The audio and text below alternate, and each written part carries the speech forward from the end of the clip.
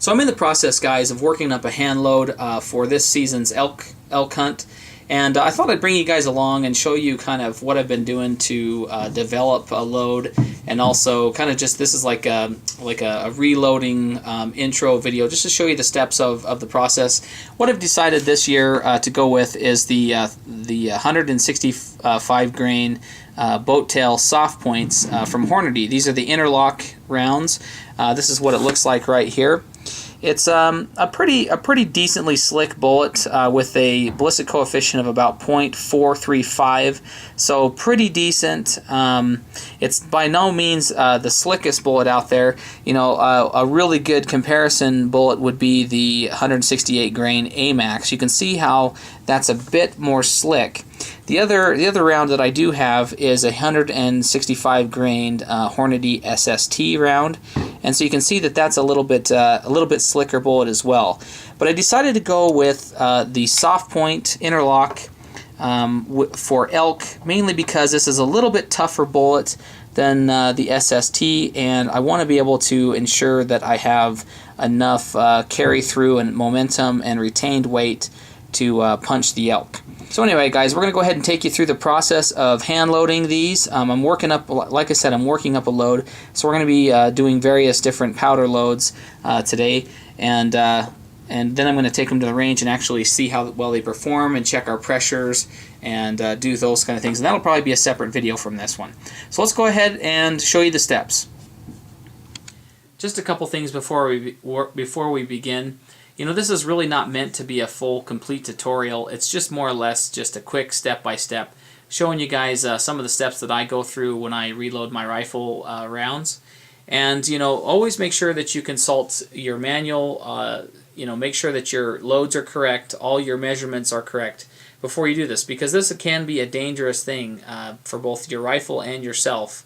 And so you always want to make sure that you double and triple check your work. I really recommend finding somebody local in your area that could actually sit down, or that you could sit down with them and they could run you through the reloading process. Because there's a lot of little intricacies, a lot of little details, and you know, I always encourage that you guys, you know, get a lot of knowledge before you attempt this. So the very first step is actually cleaning the brass. This brass has already been tumbled. I've used walnut media to clean it up. It's not as highly polished as it could be, but it's by far clean enough and you know, polished enough to actually use and to reload. So this is about where I end up you know, using my brass. I don't really have to put a mirror polish sheen on it. If you do want to put a mirror polish sheen, you can add like something like Flitz polish to your media, to your tumbling media, and it'll actually really polish these up to a really nice sheen. But for my purposes, this is about as clean as I need them to be. One thing you're going to want to do is make sure that you've got all of the media grit cleaned off the outside of the casing, as well as make sure that the insides are clean too. You want to make sure you get as much out of there. I like to use like a little nylon brush to clean the inside of the casing. Yeah, you want to make sure that you get all the grit off. This walnut stuff, walnut grit, is real hard, and it'll actually tear up your dies quite a bit if you don't get it all off. Next, what you're going to do is you're going to lube your cases. Now, what I'm using is the Hornady One Shot. This is one thing that you really want to be careful that you don't put too much lube on, but that you get enough lube on the casings that they're not going to hang up in your die. So what I'd like to do is like to you know, just follow the instructions on the lube, whatever lube you choose, and it should be okay.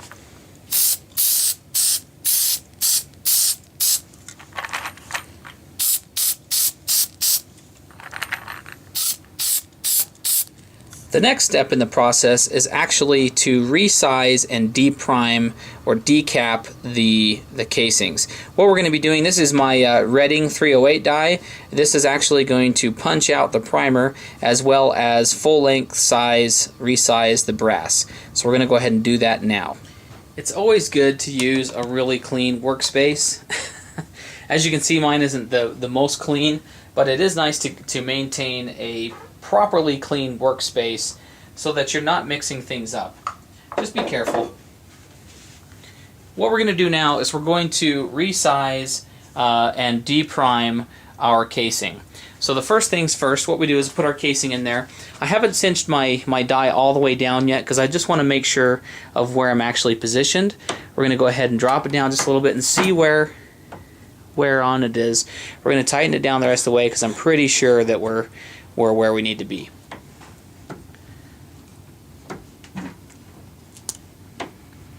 There, it's been decapped and resized. So you can see that it's been resized now along the neck, and you can see where the resizing die went all the way down to the web of the case. So that's a full length resize right there. So let's go ahead and do it to another one here. So here it is with the primer. Here it is with the primer in. It's all lubed up, ready to go.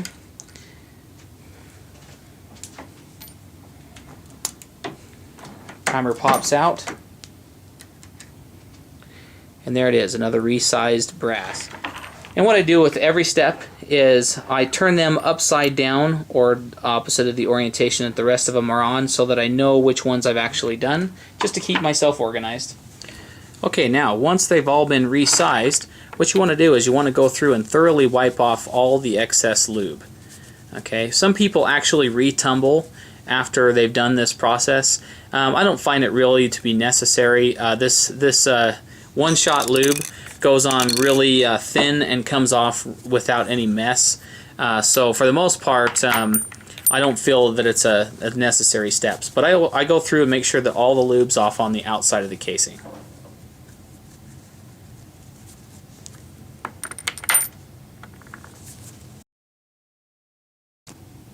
Alright guys, now that I've taken the lube off, it's time to clean the primer pocket.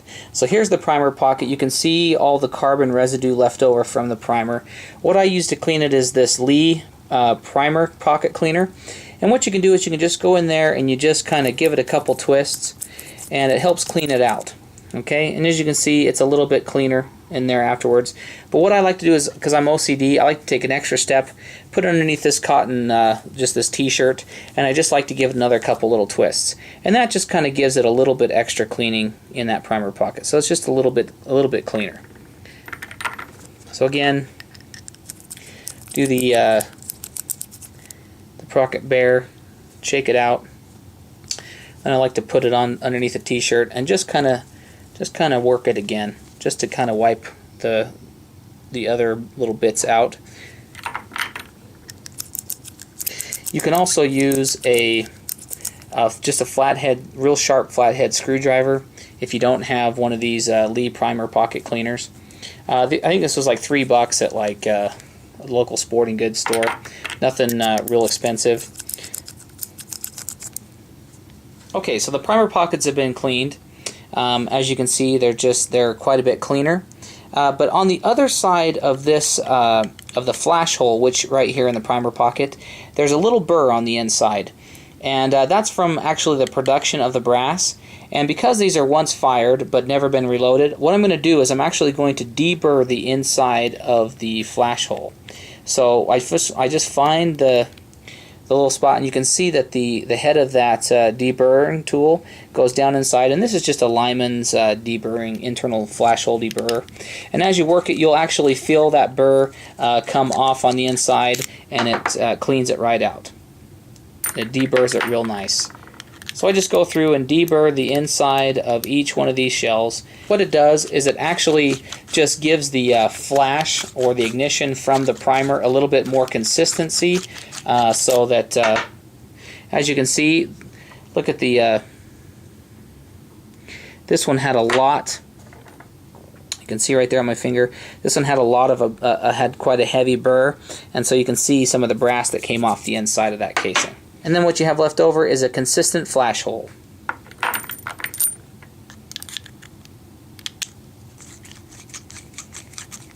Now we come to actually my least favorite part of reloading rifle rounds, and that is trimming the cases to the proper overall length.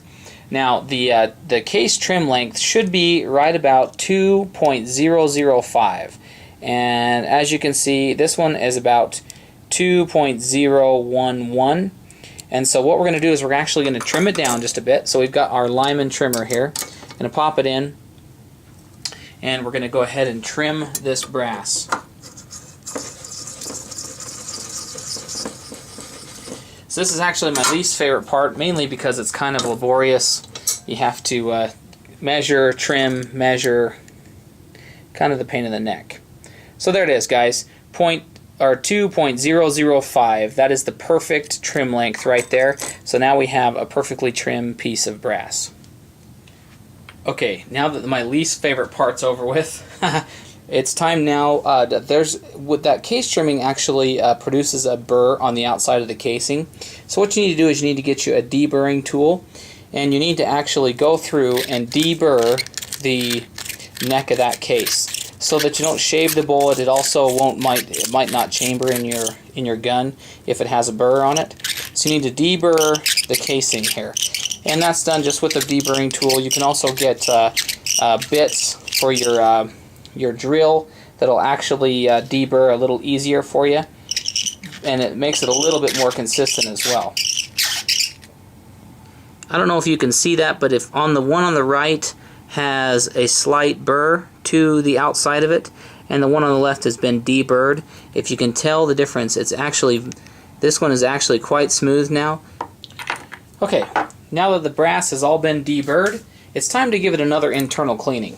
So what I'm going to do is just take the nylon brush and just go through and clean the neck out, clean the insides out, just to make sure that we've got all of the pieces of brass from the internal flash hole deburring, from the case trimming, from the external deburring, the neck deburring, or the mouth deburring.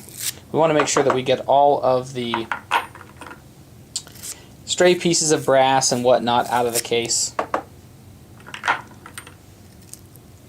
Now what I have is the Hornady hand priming tool. What we're going to do here is we're going to go ahead and prime our cases. So I have CCI large primer number 200s, and we're going to go ahead and throw some primers on the plate here.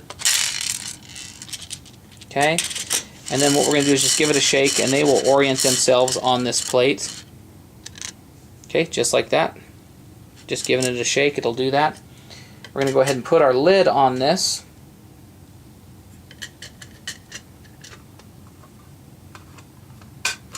So that it's ready to prime. Okay, we grab our casing now, go and stick it in our thing, shake a primer down into it, and then what we do is just give it a squeeze, and voila, the case is primed. What I like to do is also just kind of stand them up or give them a look and just make sure that the primer is seated past the brass a little bit, and that's the sweet spot. That's where it needs to be. So we're going to go ahead and give it another shake, get another primer down in there, prime it up, give it an inspect, just to make sure that the primer is seated deeply enough, and you can see that it is.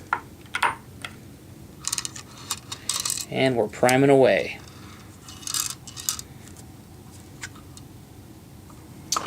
And there you have it, guys. 15 primed cases.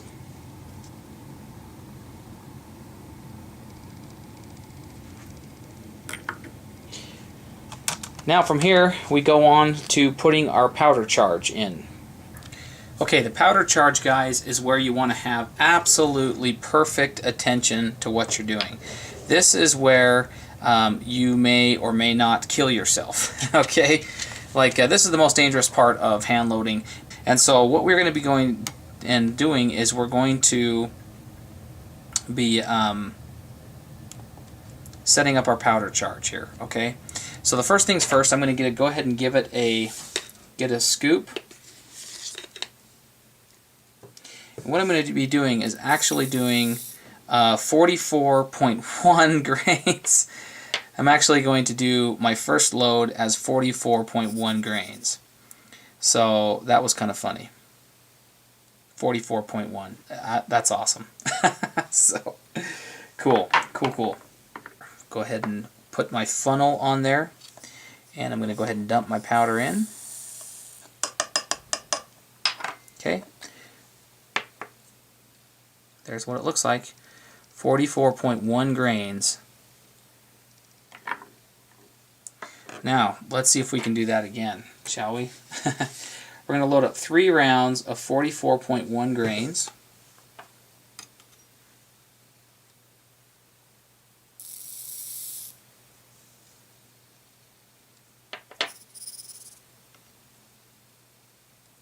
Okay, 43.1. Now I'm going to go ahead and trickle the rest of it in.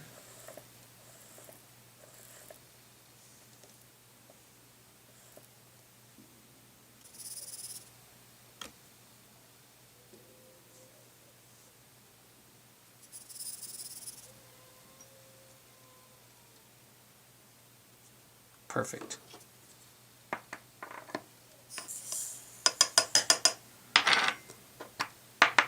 Alright guys, now we've got the powder charges all in. Let's go ahead and seat the bullets. Okay guys, this is another one of those really crucial steps that you need to follow very precisely. In this actual configuration, what we're going to be doing is we're going to be seating the bullet till we get an overall cartridge length of 2.750 inches. Okay, first thing, we're going to put our first shell in, and then we're going to go ahead and put the bullet on top of it. Now what I like to do is I like to back my die out just a bit and just make sure. I mean, I'm set for a certain bullet, but I don't know how the depth is going to be on this one, so I'm going to back it out a couple turns. Go ahead and just give it a little bit of a initial seating, and then I'm going to pull it out and I'm going to check the overall length of it. So let's go here and let's zero my calipers here. Make sure they're good. They are. So we're going to come up and we're going to check the overall length of the cartridge. And that's 2.793. So we need to come back to 2.75. So we're going to go ahead and give it another full turn. Actually, we'll give it a half a turn. And just see how far that goes down. I've never actually seated these bullets, so I'm going to be real conservative and work my way down here.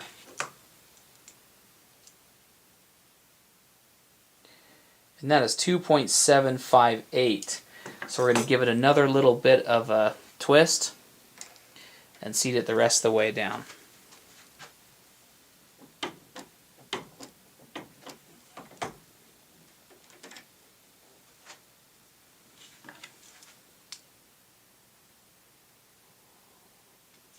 And that is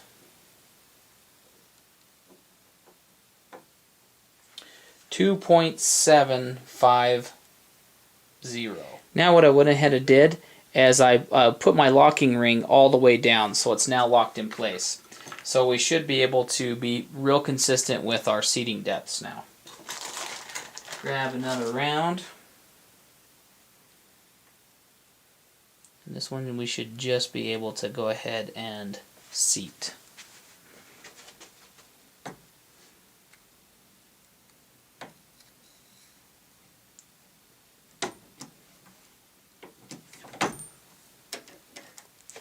Voila guys, there it is, a completed 308 round.